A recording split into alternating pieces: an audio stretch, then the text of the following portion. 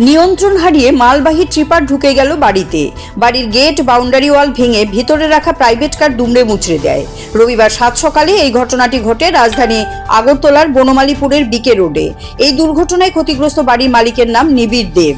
তিনি অভিযোগ করেন, ভোর 5:30 নাগাদ ট্রিপার গাড়ি নিয়ন্ত্রণ হারিয়ে ঢুকে পড়ে তার বাড়িতে। কিছুদিন পূর্বে কেনা নিবিড়বাবুর গাড়ি গেট সব ভেঙে দেয়। নিবিড় দেব ও ওনার স্ত্রীর অভিযোগ, ড্রাইভার মদমত্ত হয়ে গাড়ি চালিয়ে এই দুর্ঘটনা ঘটায়। দুর্ঘটনার ফলে নিবিড়বাবুর প্রায় 10 লক্ষ টাকার মতো ক্ষতি হয় বলে জানান তিনি।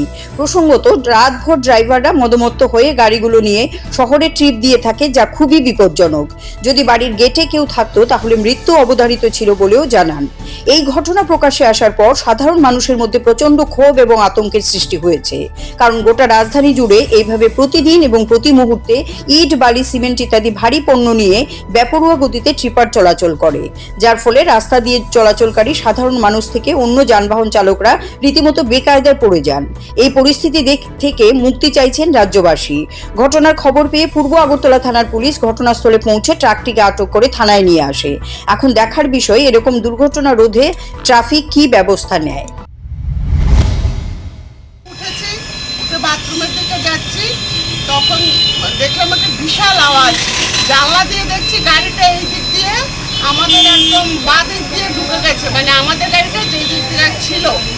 ভাগ্যেশ গেটটা দিয়ে আসেনি। আমি বলছি, কি হয়েছে কি হয়েছে কি হয়েছে, দাঁড়াও দাঁড়াও দাঁড়াও, কাকে বলবো।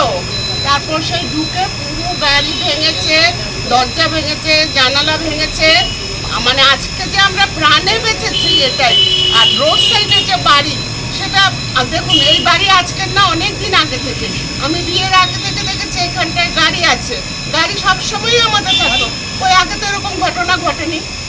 আর তখন আমি লোকগুলোকে জিজ্ঞেস করলাম যে কেন তোমরা এরকম করলে, বলছে আমাদের ঘুম পেয়েছে। আমি কি, একদম মিথ্যে কথা নাই, তোমরা রাত্রিবেলা নিশ্চয়ই কিছু খেয়েছো, মদ খেয়েছো। তখন আমার কাছে স্বীকার করেছে, হ্যাঁ খেয়েছি। এ হচ্ছে কাহিনী, বুঝতে পারছেন।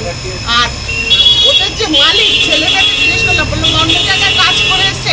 আমার কথা হচ্ছে, একটা তো লেবার রেট আছে না, লেবার রেট যদি একবার রাত্রি তো ডিউটি করবে, এখানেও করবে, তা তো হয় না।